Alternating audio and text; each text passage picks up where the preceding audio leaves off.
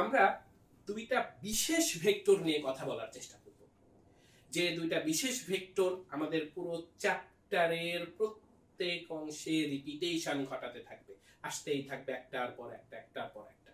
তার মধ্যে একটা হচ্ছে একক ভেক্টর আর আরেকটা হচ্ছে অবস্থান ভেক্টর। তাই শুরুতেই আমরা যেটা নিয়ে কথা বলবো সেটার নাম হচ্ছে একক ভেক্টর বা ইউনিট ভেক্টর। তো এই যে ইউনিট ভেক্টর বা একক ভেক্টর, এটা আমরা কেন করব, কি জন্য পড়ছি, এগুলো নিয়ে কথাবার্তা বলার চেষ্টা করব। তাহলে আমরা আগের কথা একটু মনে করে দেখি। একটা ভেক্টরকে সম্পূর্ণরূপে প্রকাশ করতে কি কি লাগে? মান লাগে, দিক লাগে, আর লাগে কি ধারক রেখা বা সাপোর্ট লাইন। এখন একক ভেক্টর, এটা থেকে বুঝাই যাচ্ছে তার মান কি হবে? এক। এখন এটা কেন দরকার হলো? সর্বপ্রথম কথাই হচ্ছে এটা, মনে করেন ভাইয়া এরকম একটা রেখায় এই পর্যন্ত হচ্ছে এ নামের একটা ভেক্টর যার মান হচ্ছে 10। এবার আমার ওই দিকেই, মানে এইখান থেকে এবার যে কোনো একটা এই রেখাতেই এই দিকেই আরেকটা ভেক্টর দরকার, কিন্তু সেটার মান 10 হবে না, সেটার মান হবে 5। তাহলে একটা ভেক্টর, মনে করেন আরেকটা ভেক্টর দরকার যে ভেক্টরের মান হবে 5, কিন্তু তার দিক কোন দিকে হবে? এ ভেক্টরের দিকেই হবে। তাহলে এই বি ভেক্টরটাকে এ ভেক্টরের মাধ্যমে প্রকাশ করব কিভাবে? তাহলে একটু ঠান্ডা মাথায় চিন্তা করি। বি ভেক্টরের মানটা হবে 5, বা দিক কি হবে? এ ভেক্টরের দিকে। ভাইয়া কোনো কারণে যদি আমরা এরকম বলতে পারতাম যে এই যে বেচারা থাকলো একটা ভেক্টর যদি এরকম তৈরি করতে পারি, তার মান হবে 1। এক আসার উদ্দেশ্যটা কি ভাইয়া? এক দিয়ে আপনি জগতের যা খুশি তাকেই গুণ করেন না কেন, সেইটার মানের কোনো পরিবর্তন হয় না। তাহলে পারে এই যে এই দিকে বি ভেক্টরের একটা প্রকাশ দরকার ছিল, তাহলে বি ভেক্টরের দিকে যদি আমরা এরকম করতে চাই, তাহলে বি এর মান কত দরকার ছিল? 5। এর সাথে তো দিক বলতে হবে, তাই না ভাইয়া? তাহলে এই 5 মানের ভেক্টর কোন দিকে কাজ করবে? এ এর দিকে। এখন এই টার্মটাকে আমরা কিভাবে প্রকাশ করতে পারি? যদি এরকম হয় এ এর দিকে একটা ভেক্টর প্রকাশ করতে পারলাম, মনে করেন সেই ভেক্টরটা হচ্ছে x, মনে করছি সেই ভেক্টরটা হচ্ছে x, বাট সেই x এর মান হচ্ছে 1। তাহলে একটু চিন্তা করে দেখেন তো ভাইয়া, আমি যদি আপনাকে এখন 5x বলি, তাহলে এই x ভেক্টরটার গল্প কি ছিল? তার মান ছিল 1, আর তার দিক কোন দিকে ছিল? a এর দিকে। তাহলে একটু চিন্তা করেন, 5 কে 5 মানে b এর মানটা 5 থাকলো, শুধুমাত্র কি হলো? এইটার দিক কোন দিকে চলে গেল? a এর দিকে। তার মানে এখান থেকে বোঝা যাচ্ছে যে কোন একটা স্কেলার রাশিকে, এই যে দেখেন 5, এটা একটা স্কেলার রাশি, এটার মানের পরিবর্তন না ঘটিয়ে এটাকে ভেক্টরে রূপান্তর করার জন্য আমরা যে রাশিটা ব্যবহার করে থাকবো সেটাই হবে একক ভেক্টর। এটাকে প্রকাশ করার একটু ওয়ে আছে ভাইয়া। এটাকে এরকম ভাবে প্রকাশ না করে একটা ক্যাপ সাইন দিয়ে প্রকাশ করা হয়, এটাকে এরকম ভাবে একটা ক্যাপ সাইন দিয়ে প্রকাশ করা হয়। তাহলে একক ভেক্টরের প্রকাশটা থাকবে কিভাবে? ক্যাপ সাইন দিয়ে। এটার মান কত হবে? 1। আর দিক কোন দিকে হবে? মূল যে ভেক্টরটা পাচ্ছিলাম সেই মূল ভেক্টরের দিকে। তাহলে দিকটা হবে হচ্ছে মূল ভেক্টরের দিকে, দিক হচ্ছে মূল ভেক্টরের দিকে। আর তার ধারক রেখা কি হবে? মূল ভেক্টরের ধারক রেখা। এখন এটা আমি পাবো কিভাবে? ভাই দেখেন, মনে করেন একটা ভেক্টর হচ্ছে a, এটার মান হলো a। এখন আপনি এটা থেকে 1 পাবেন কিভাবে? খুব সহজ কথা ভাইয়া, একটা ভেক্টরকে প্রকাশ করতে আপনি কি দেন? তার মানের সাথে তার দিক দেন। যদি আমি এখন কোনোভাবে তাকে মান দিয়ে ভাগ করে দিই, তাহলে দেখেন মান মান কেটে 1 হয়ে যাবে, আর তার সাথে এসে যুক্ত হবে একটা দিক। এই দিকটা কোন দিকে ছিল ভাইয়া? এই যে মূল ভেক্টর যে দিকে ছিল, সেই মূল ভেক্টরের দিকে। একটু তাহলে মনে হয় টেকনিক্যালি বুঝে গেছে যে এই মান যদি কখনো শূন্য হয় তাহলে এটা কখনোই পারবেন না। তার মানে এখান থেকে খুবই ক্লিয়ার যে একটা অশূন্য ভেক্টরকে তার মান দিয়ে ভাগ করলে ওই ভেক্টরের দিকে একক মানের যে ভেক্টর পাওয়া যাবে সেইটাকে আমরা বলবো হচ্ছে একক ভেক্টর। তাহলে কোনো একটা ভেক্টর যদি হয় a, যার মান হলো a, যেখানে a is not equal to 0, সেই ক্ষেত্রে একক ভেক্টরটা আমরা পাবো কিভাবে? এই অশূন্য ভেক্টরকে আমি তার মান দিয়ে ভাগ করে দেব। তাহলে কোন অশূন্য ভেক্টরকে তার মান দিয়ে যদি আমরা ভাগ করে দেই, তাহলে ওই ভেক্টরের দিকে এক মানের যে ভেক্টরটা পাওয়া যাবে সেইটাকে আমরা বলবো হচ্ছে একক ভেক্টর। তাই দয়া করে পরীক্ষার হলে এরকম লিখেন না যে ভেক্টরের মান এক তাকে একক ভেক্টর বলে, এটা খুবই সিলি। তাই একটু গুছিয়ে লেখার চেষ্টা করেন। কোন অশূন্য ভেক্টরকে তার মান দিয়ে ভাগ করে দিলে ওই ভেক্টরের দিকে একক মানের যে ভেক্টর পাওয়া যায় সেইটাকে আমরা বলবো হচ্ছে একক ভেক্টর। এটার কাজ কি? কাজটা হচ্ছে খুবই জরুরি, যে মানের পরিবর্তন না ঘটিয়ে কোন স্কেলারকে ভেক্টরে পরিণত করা। এইটা হচ্ছে আপনার একক ভেক্টরের কাজ। খুবই ভালোভাবে মনে রাখবেন। তাহলে একক ভেক্টরের কাজ কি? যে মানের পরিবর্তন না ঘটিয়ে কোন স্কেলারকে ভেক্টরে পরিণত করা।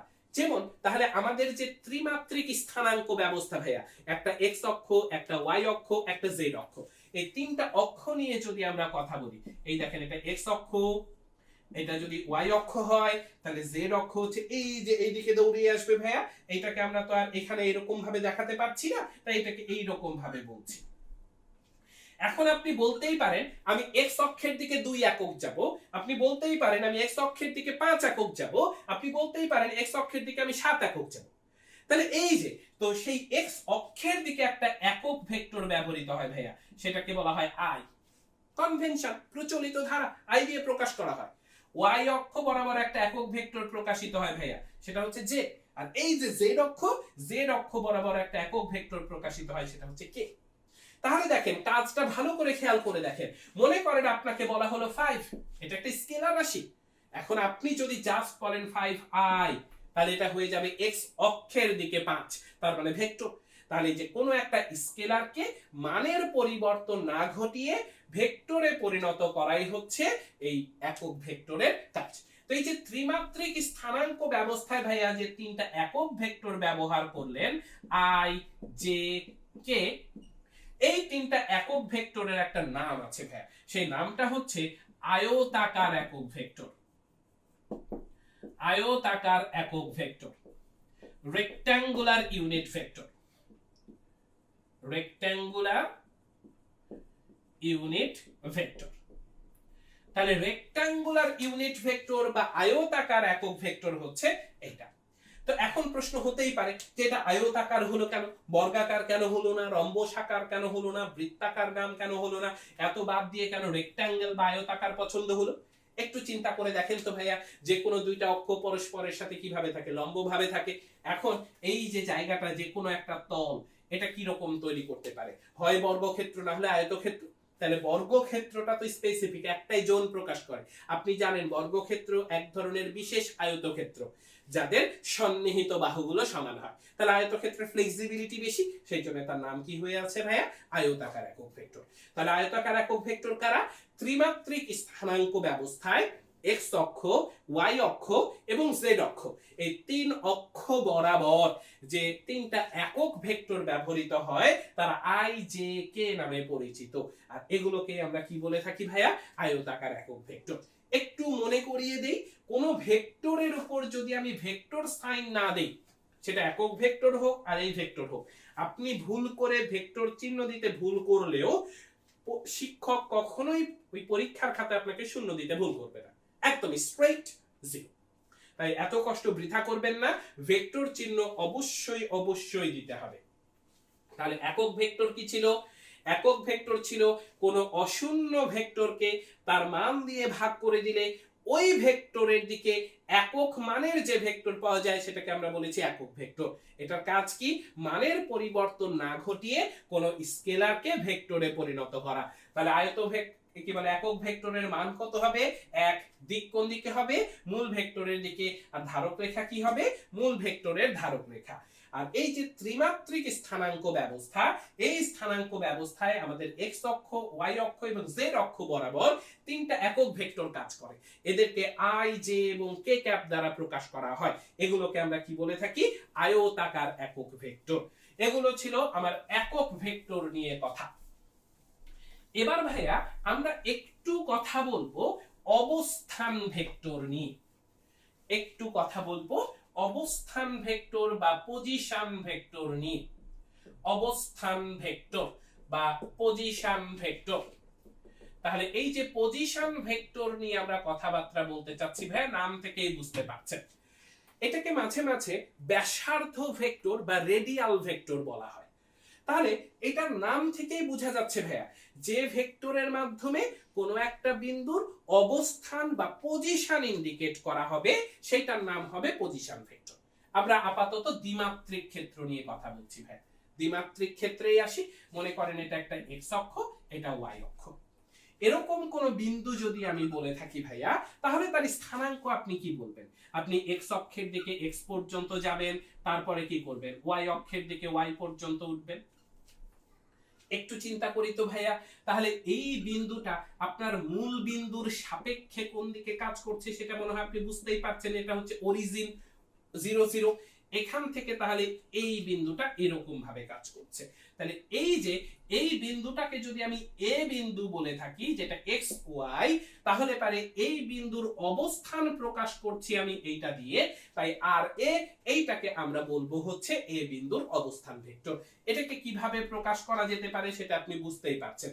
এই দিকে আপনি গিয়েছেন এক্স, এই দিকে আপনি গিয়েছেন কতটুকু ওয়াই। এখান থেকে আপনি তার অবস্থান ভেক্টর সম্পর্কে খুঁজে পেতেই পারেন। তাহলে এইটাকে যদি আপনি ভেক্টর হিসেবে দেখাতে চান ভাইয়া, তাহলে এটাকে আপনি কি বলবেন? এটার মান হচ্ছে এক্স। কোন দিকে গিয়েছে ভাইয়া? এক্স অক্ষের দিকে। তাহলে এটাকে কি বলবো? X I. এটার মান হচ্ছে ওয়াই। কোন দিকে গেছে ভাইয়া? ওয়াই অক্ষের দিকে। তাই আপনি কি বলবেন? Y j. তাহলে একটু চিন্তা করেন এ বিন্দুর যে অবস্থান ভেক্টর, এটাকে আপনি কিভাবে প্রকাশ করবেন? আমরা সেই ক্লাস 10 ভেক্টর যোগের ত্রিভুজ সূত্র শিখে আসছি ভাইয়া। একটা ত্রিভুজের যে কোনো দুই বাহু বরাবর একই ক্রমে দুইটা ভেক্টর নির্দেশিত হলে 3 নম্বর বাহু বরাবর বিপরীত ক্রমে তাদের ফলাফল নির্দেশিত হয়। তাহলে আর এ এইটা সমান আপনি কি বলতে পারলেন? X i plus y j. এইটা হয়ে গেল ভাইয়া এ বিন্দুর অবস্থান ভেক্টর। তাহলে অবস্থান ভেক্টরের কাজ কি? মূল বিন্দুর সাপেক্ষে কোন বিন্দুর অবস্থান প্রকাশ করা। এটাই হচ্ছে আমাদের অবস্থান ভেক্টর।